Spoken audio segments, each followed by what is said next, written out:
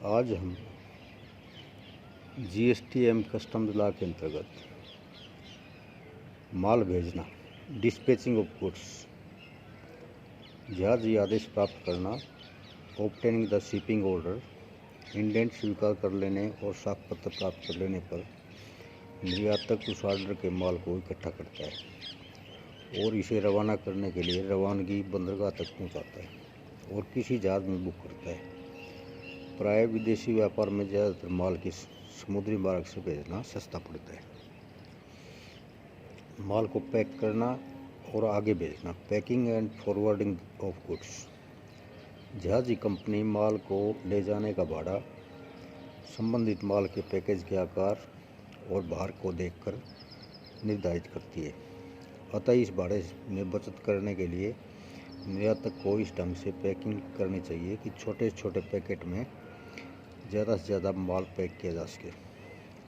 विदेशों को भेजे जाने वाले माल इतनी बार उतारा और लादा जाता है कि माल का गंतव्य स्थान पर बिना किसी क्षति के पहुंचना तभी संभव है जब उसकी पैकिंग काफ़ी मजबूत हो। उठाने रखने में विशेष सतर्कता चाहने वाले डिब्बों, बक्सों या पैकेटों पर विशेष निर्देश जैसे हैंडल विद केयर भी लिख देना चाहिए।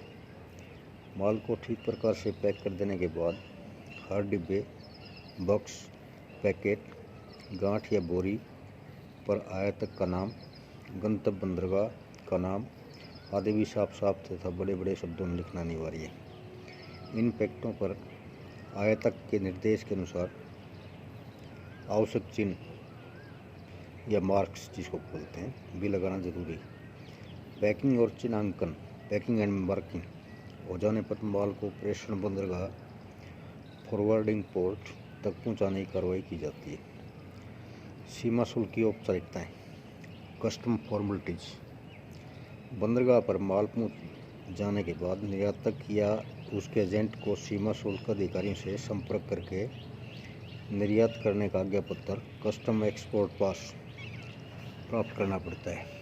निर्यात माल की निकासी, क्लियरिंग ऑफ एक्सपोर्ट गुड्स, जहाजी बिल, शिपिंग बिल्स, ये 4 प्रतियों में निर्धारित प्रारूप में भरकर सीमा शुल्क कार्यालय में जमा कराया जाता है। इसमें निर्यातक का नाम, पता, प्रेषिती यानी कंसाइनी का नाम व पता, बीजक संख्या, पैकिंग विवरण, माल का विवरण, मात्रा, FOB, मूल्य आदि सूचनाएं दी जाती हैं।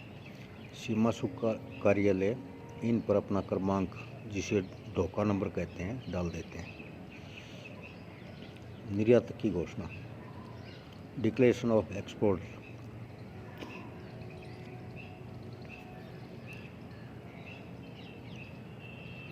विभिन्न निर्यातों की दशा में उपयुक्त निर्धारित फार्म पर निर्यातक द्वारा घोषणा की जाती है, जिसका उद्देश्य यह होता है कि सभी विवरण सत्य एवं पूर्ण हैं और सभी औपचारिकताएं पूरी कर ली गई। तीसरा, उत्पादक शुल्क औपचारिकताएं, एक्साइज ड्यूटी फॉर्मेलिटीज, निर्माता द्वारा निर्यात की दशा में फार्म AR4 द्वारा औपचारिकताएं पूरी करके सीमा शुल्क कार्यालय में जमा कराया जाता है, जो निर्यात को प्रमाणित करता है। शुल्क वापसी औपचारिकताएं, ड्यूटी ड्रॉबैक फॉर्मेलिटीज, यदि निर्यातक अपने निर्यात पर शुल्क वापसी का दावा करना चाहता है तो उसे निर्धारित प्रारूपों में विभिन्न दस्तावेज तैयार करने होते हैं।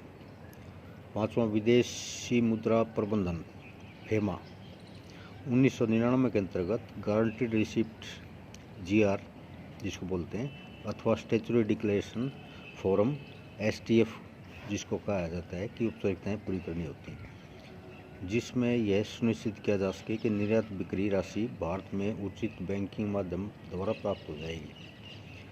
अन्य प्रपत्र, अदर डॉक्यूमेंट्स, इसके अलावा निम्न प्रपत्र भी निर्यातक द्वारा तैयार किए जाते हैं, जैसे व्यापारिक बीजक 4 प्रतियों में, पैकिंग सूची 4 प्रतियों में, उद्गम का प्रमाण पत्र, बीमा पॉलिसी, साख पत्र, मूल्य की घोषणा, उत्पाद शुल्क के AR4 या AR5 फार्म, GRO या STF फार्म, निर्यात कोड DGFT द्वारा प्राप्त करना।